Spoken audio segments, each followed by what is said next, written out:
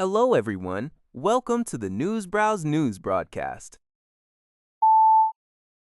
According to Zio Sabal, American intelligence has revealed that Chinese companies are allegedly attempting to smuggle shoulder-fired missiles and dual-use materials to Iran.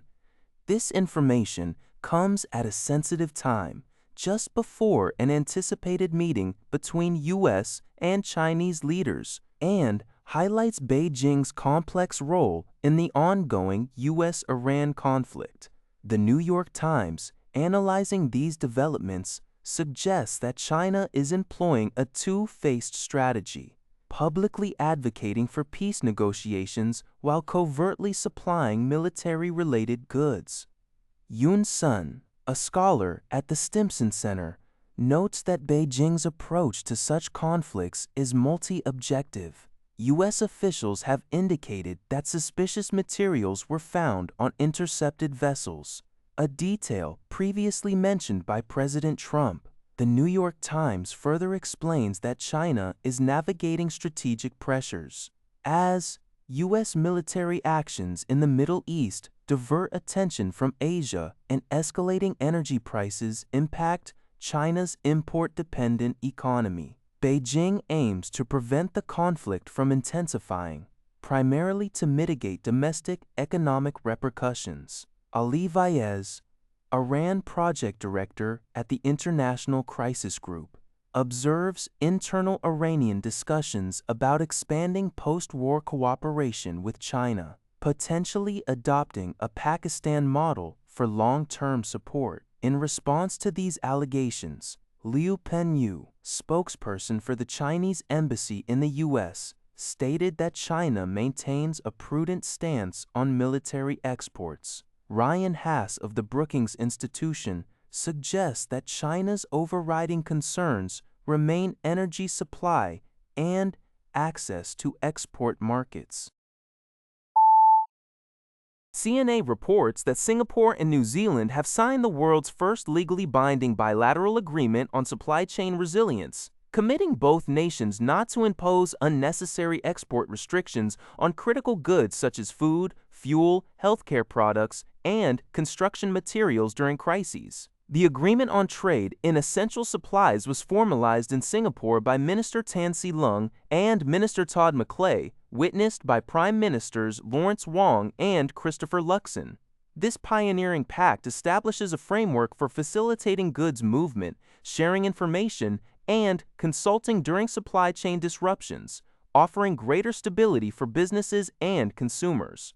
Prime Minister Wong emphasized that this sends a clear signal that trusted partners will uphold their commitments, preventing the breakdown of supply chains often seen when countries turn inward during difficult times.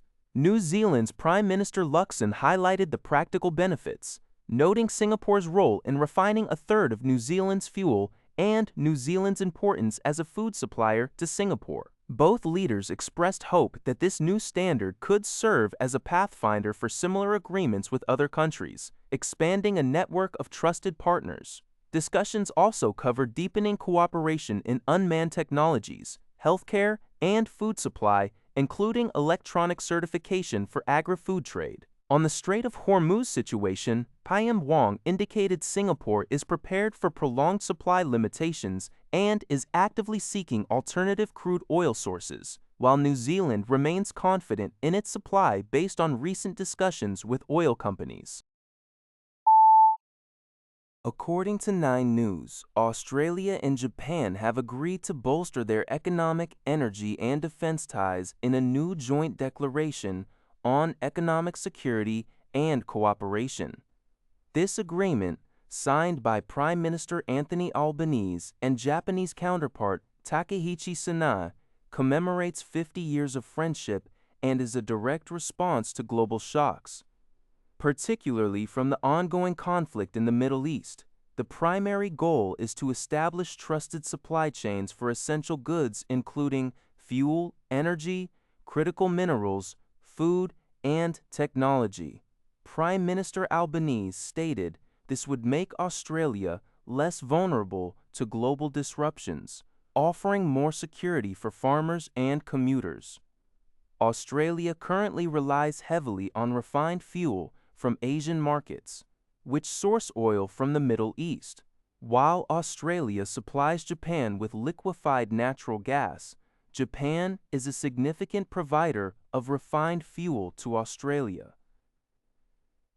The two nations also signed agreements on critical minerals and an open Indo-Pacific region, instructing their ministers to further strengthen their partnership. Sinai described the meeting as highly productive, emphasizing their relationship as frontrunners in cooperation among like-minded countries, akin to quasi-allies, committed to strengthening resilience against regional issues like the Strait of Hormuz closure.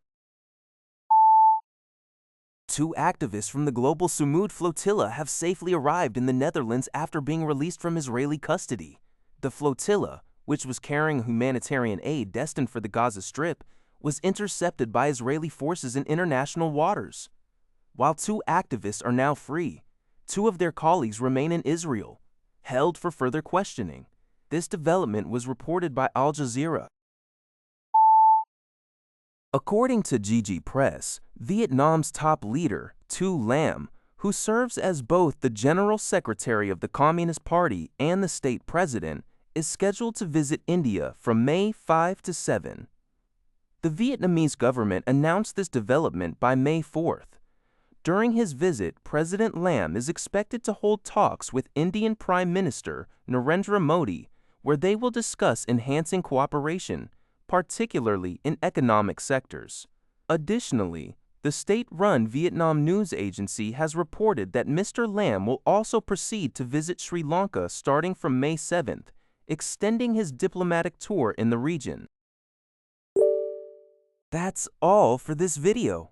Thank you for watching. See you in the next video.